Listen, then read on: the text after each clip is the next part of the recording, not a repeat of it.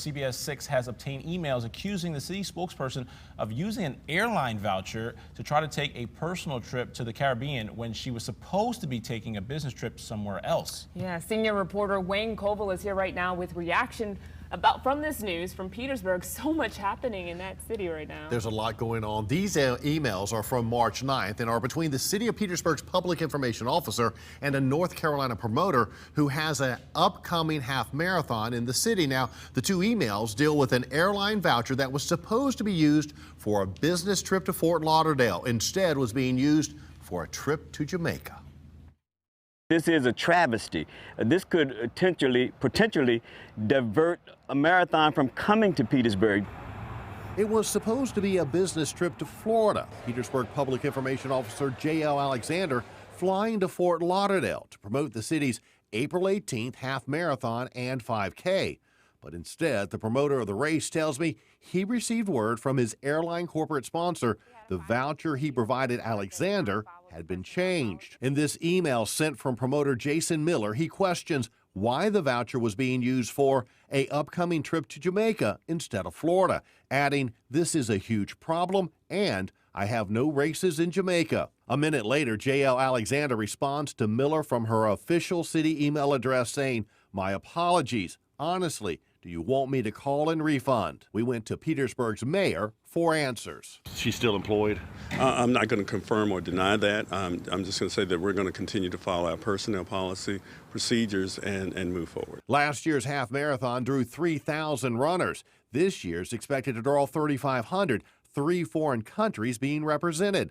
Now concerned, this could be Petersburg's last race. To say it's a mistake to go to Jamaica as opposed to where you've agreed to go to, yeah, maybe it's more than skewed. It could be criminal. And I think investigation into it to find out if it has broken a criminal law should be what's going on right now. You can shut off the camera. Bye-bye. Thank you. Viewers may recall in February, J.L. Alexander put her hand up blocking the lens of a CBS 6 camera when Jake Burns was trying to ask the mayor a question about the city's ongoing water bill crisis. We reached out to J.L. Alexander, but she referred us to the city's chief operating officer, who referred us to the mayor. The promoter I spoke with tells me this has never happened to him before. CBS 6 reported on several businesses that were late paying their utility bill, owing the cash-strapped city thousands of dollars. Now, an online search shows some city council members are also behind in paying, as well as a local delegate. We met up with City Councilman Brian Moore as he headed into City Hall and watched as he paid his utility bill a few minutes later. I say, I'm sorry, I'm a citizen just like you are, and I have responsibilities, so I took care of those. CBS 6 reached out to several City Council members whose account online shows them behind on their utility payment. I appreciate your call. I was behind on my bill, $137 late, and with the current, it was like $188. So went ahead and just paid everything up in full. Councilman Darren Hill paid up his $241 bill less than 30 minutes after we stopped by to see him. Come on now, you know, how are we going to improve and get out of the state we're in if you don't pay what you need to pay and you're expecting us to pay? State Delegate La Charisse Aird says she was well aware of her bill because it was under review because of a recent increase in consumption. She sent CBS 6 this statement. As recent as yesterday, utility workers were at my home to look into the matter for an explanation to the high balance on my account. I was informed of a leak from the utility billing office, and the balance was paid. Hey, water bill, taxes. Homeowners walking into City Hall to pay their bills Thursday morning surprised some elected officials were behind. Oh, man, that's really a tip there. Because they already have a problem paying what? The city paying their own water bill, personally, for the whole city. And city council not paying theirs. We asked the clerk of council to reach out to Councilman Ray Coleman, who represents Ward 6, about his utility bill. She tells me she's not heard back from him. Rob? A $9,000 water bill, her $9,000 water bill, has dropped to just under $50, and that's with the help of the CBS 6 problem solvers. She tells CBS 6 the tremendous bill was issued for a house that no one has lived in for months. Senior reporter Wayne Koval tells us how he helped solve her problem. The bill was $9,000.60. Janie Wyatt knew the March 2015 bill was wrong, so she called the water department. First thing the girl said was, maybe you have a leak. I said if we had a leak, we'd have a pool in the front yard. When Janie Wyatt's mother died in July of 2014, it took 7 months to settle the estate and sell the house. During that time, Janie paid the bills for the empty home, including the utility bill. Even empty, it was $75.04. In March of last year, she told the city the house was sold and needed a final bill, never expecting what she got. Water was $2,794.12, and the sewer was $6,079, and it goes on. Janie says for the last year that she's been disputing this bill, she's tried to get some sort of answer, some resolution from the city. She says the city has basically been quiet, except for the fact they've been adding on penalty fees for her not paying. As of today, I owe $9,459.74. Janie says phone calls and emails never went anywhere. It's crazy. It's just, all I want is an answer. And then I just want them to fix it. So we reached out to the city with the bill in hand, asking for some answers. This afternoon, this is what we got. Petersburg's interim COO, Dorana Belton, sent us a statement saying, in part, this customer has a 5/8 cents meter, which equates to $41.40 as a base capacity fee for water, sewer, refuge, and stormwater without any water usage. We have corrected this bill and removed the interest and incorrect usage accrued.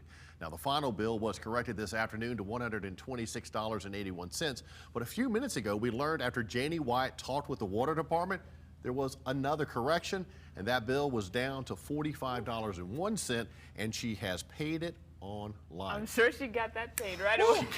She got it paid quickly. Under $50, that's amazing. Absolutely. Good job, Wayne. Thank you. Well, don't forget the CBS 6 Problem Solvers are here to help you as well. You can contact us if you feel that you're the victim of crime, scam, or fraud, or if you need some help after a natural disaster. The number to call, 254-3672, or you can also email us at problemsolvers@WTVR.com. Residents in Petersburg are feeling violated tonight after learning their utility bills are posted online for everyone to see. Thanks for joining us here on this Monday at 5:30. I'm Rob Desir. And I'm Julie Bragg. Our Wayne Koval, our senior reporter, went to find out whether this is legal or not. What'd you find out, Wayne? Well, Julie, Petersburg has had this option as part of the treasurer's portion of their website for several years. Now, while we're told it's not illegal, Petersburg appears to be the only locality that has this option. Now, I spoke with leaders in other cities and counties, and they were surprised that this was allowed, but not as surprised as some Petersburg business and homeowners. They certainly don't need this to add to their list of problems. Homeowners were surprised. Yeah, I don't like that. It's shocking that you know what it is. When I could tell them their current utility bill. $43.68. How do you know that? $45.63. Right. Should I know that? No, you should not know that. Most thought I would need personal information to access their utility bill online. You have to get online, but you have to have my account number to get it. I don't know then. If you go to the city's website and then the eTreasurer's Easy Pay page, there is a place for utility inquiry. Just type in a name and see not just their current bill. I can tell you that if you owed 30, 60, or 90 days back, it would show up. That is no one's business but mine. This has been a part of the city's website for several years, but recent problems with water bills brought this function to light and raised privacy concerns for bill payers. I think that should be private because it's your bill. I don't think everybody should know your business. That should be confidential. Nobody should be able to just search my name and know what I owe to the city of Petersburg. I do not believe that it's fair for that information to be disclosed because it's a financial privacy issue. Now, this afternoon, a Petersburg spokesperson told me that Petersburg is indeed the only locality that has this option, and it's there to allow attorneys who are doing closings for home and businesses to find out online if there are any liens on the property. Working for you in Petersburg, Wayne Koval, CBS 6 News. Rob, Clean Sweep Petersburg, a grassroots nonprofit organization, understands turnout will be high on Tuesday, and because of that, they believe that they'll get enough signatures on petitions to try and remove 2 current council members and the city treasurer from office. You have a trust vested in you as a council member, and the trust is gone. When voters go to the polls on Tuesday, 3 Petersburg City Council positions are on the ballot. But a grassroots group critical of City Council says they'd like to see the current mayor and vice mayor not up for re-election this year removed from office. Sam Parham and Howard Myers seem to have a coalition between the two of them that disregards open government. To make that happen, signatures have to be obtained on petitions. Now we have an opportunity to have everybody at polling stations where people will be and have access to that. And also at every poll will be a petition aimed at the city treasurer. I think the financial status of the city has people upset. It's not an easy task. Hundreds of names are needed, and Clean Sweep is looking to double or triple that. So they've already started the process. At least every day, maybe every other day, I get a pile about this big of petitions.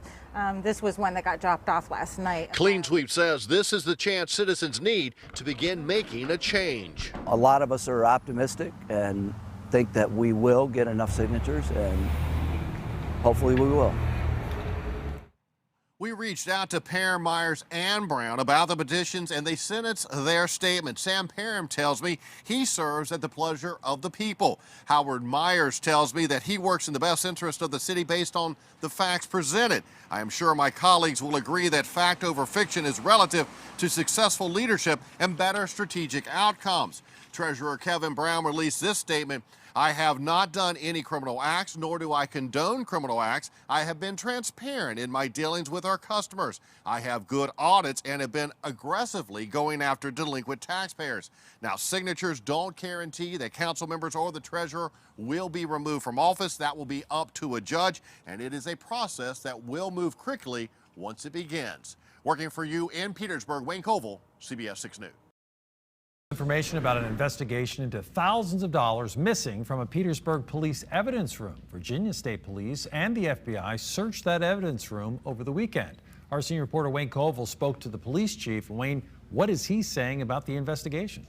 Well, Bill, Interim Police Chief Bill Rohde tells me he has faith in the Petersburg Police Department, adding the search warrant executed over the weekend just one part of the ongoing investigation, and that his department is fully cooperating. The Petersburg Police Department's evidence room is located here inside this building.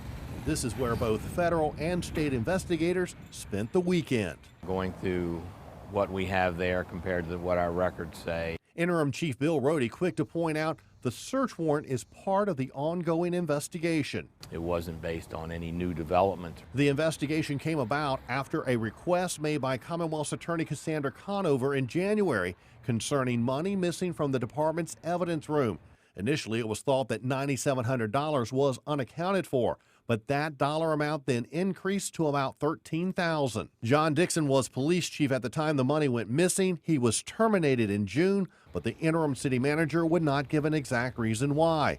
Rohde knew when he accepted the position, the investigation into the missing money was ongoing, but he says unaccounted for doesn't necessarily mean stolen. Was any of this money returned and not documented? Was any of this money turned over asset forfeiture? And we haven't yet to match up the records. And to keep this from happening again, we've made personnel changes, we've made some organizational changes. We think everything at this point that's been going on for some time now is straight and accounted for. And Rohde says the public needs to understand the investigation only involves the evidence room, not the entire department. It's not a department-wide problem. It's not even a significant number. If there is an issue, it's going to be one or two people who may not even be here at this point.